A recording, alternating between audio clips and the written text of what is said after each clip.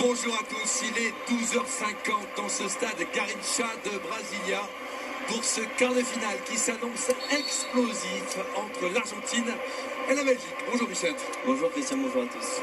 Ravi de vous retrouver pour ce match qui sent la poudre entre la sélection de Lionel Messi et les Diables Rouges emmenés par Eden Hazard qui n'ont rien à perdre aujourd'hui. Et l'Argentine amenée par Lionel Messi. C'est vrai que l'animation offensive côté argentin avec Lionel Messi, Di Maria qui sont les deux hommes dangereux de cette équipe argentine. Et on attend beaucoup plus côté argentin, Higuaín et De La Vedzi depuis le début de ce tournoi. Ils ne sont pas dans leur meilleure forme. Et puis un joueur aussi qui est important. Et on attend beaucoup plus côté argentin, Higuaín et De La Vedzi depuis le début de ce tournoi. Ils ne sont pas dans leur meilleure forme. Et puis un joueur aussi qui est important dans le jeu de cette équipe argentine, côté argentin avec Lionel Messi, Di Maria qui sont les deux hommes dangereux de cette équipe argentine. Et on attend beaucoup plus côté argentin, Higuaín et De La Vedzi depuis le début de ce beaucoup plus côté argentin, Higuaín et De La Vedzi beaucoup plus côté argentin, Higuaín et De La Vedzi beaucoup plus côté argentin, Higuaín et De La Vedzi depuis le début de ce tournoi. Ils ne sont pas dans leur meilleure forme. Et puis un joueur aussi qui est important, dont je n'ai pas parlé, c'est Mascherano, qui reste quand même le cerveau du milieu de terrain argentin et le relais important de Lionel Messi dans cette équipe. Et puis devant, Hazard, Origi, Miralas, ça va faire plaisir à tous les ch'tis qui nous écoutent, car ces joueurs sont passés ou jouent à Lille, puisque Kevin Miralas et Eden Hazard évidemment ont joué pour le LOSC, et puis Origi, 19 ans, est l'avant-centre de l'équipe. Prolongation pour l'Argentine, prolongation pour la Belgique. Pendant que les Argentins ont éliminé une très très belle équipe suisse après prolongation. C'est parti. Messi sur son pied gauche. Renverse, oh là là. Quel ballon. Super ballon donné par Lionel Messi avec un centre. Et ce ballon qui est on a pu sorti. voir le danger pour les Belges. En récupération du ballon, ça se projette très vite côté argentin. Sur le contrôle Higuaín. Et Fellaini qui dégage avec Origi qui va très vite. Il va très vite, il va passer. Il a vraiment un peu mis la l'heure. Ah oui, il y a quelque chose à jouer là pour Origi, je pense, sur une autre situation où il aura peut-être un peu moins de retard. La montée de Vincent Kompany, il a poussé loin le ballon. Je pense sur une autre situation où il aura peut-être, un peu moins de retard. Je pense sur une autre situation où il aura peut-être un peu moins de retard. Higuaín et la façon dont il arrive à pivoter, la spontanéité dans son geste est assez exceptionnelle. Vous allez le voir sur ce plan large. D'abord, c'est Lionel Messi qui arrive à se sortir du marquage de Witsel. Et après, sur ce ballon qui est contré, d'avoir comme ça le réflexe de reprendre, de voler sans se poser de questions avec une telle spontanéité. C'est ce qui trompe Courtois qui n'a même pas le temps de réagir. Ah bien voilà qui va faire du bien. C'est exceptionnel ce geste parce que... Le feinte de centre. Et le centre de Vertonghen. Ça, c'était un très bon centre. Très bon. L'intervention de Van Buiten. Pérez.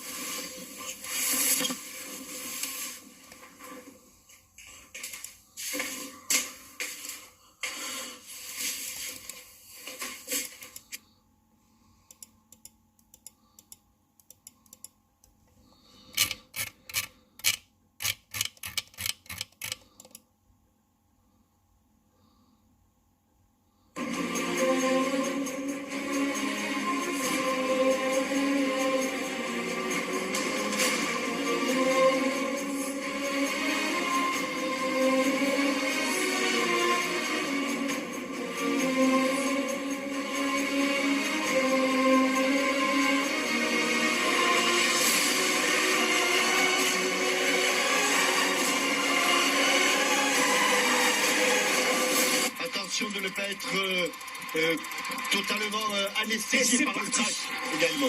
C'est les Ukrainiens qui viennent de donner l'équipe de France de la droite vers la gauche, collé à la ligne de touche avec Mathieu Valbuena. Mathieu Valbuena qui va frapper ce coup franc avec Sako qui monte et qui fait signe à Yohan Cabaye avec Pogba avec également Benzema. Et sur à l'opposé normalement, voilà, deuxième, troisième poteau de la surface de réparation, il y a également Patrice Evra, le coup franc de Mathieu Valbuena, faut se jeter sur l'attention.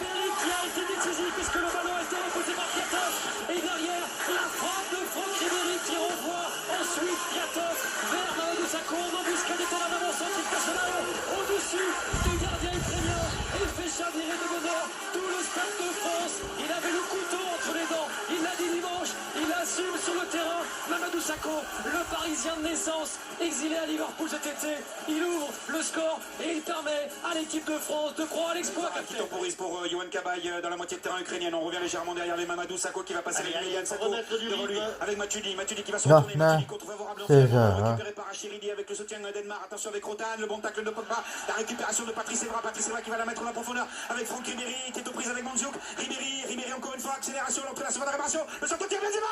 Il est hors jeu, il est hors jeu. Et le but de Benzema sera tout à fait logiquement refusé. Je suis pas sûr. Le drapeau s'est levé, messieurs. Il a mis du temps à arriver le ballon de Franck Ribéry. L'arbitre était remarquablement placé.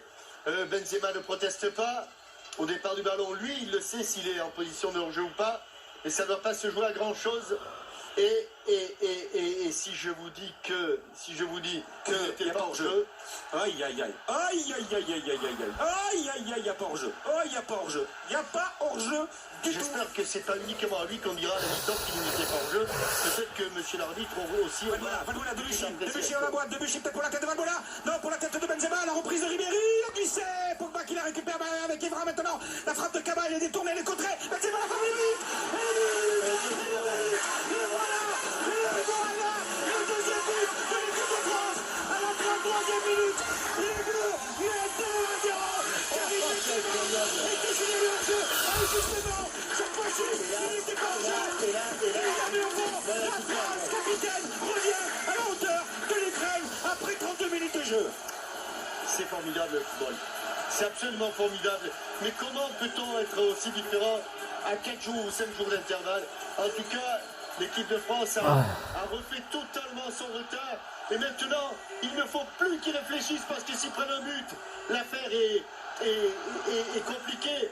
Continuer et il leur jeu. Là, il est en position de hors-jeu, effectivement. Oh là là. Et on va dire qu'il y a une justice, Captain, on va dire qu'il y a une justice parce que tout à l'heure, il n'était pas rapproché corps. Le corner est joué à 2.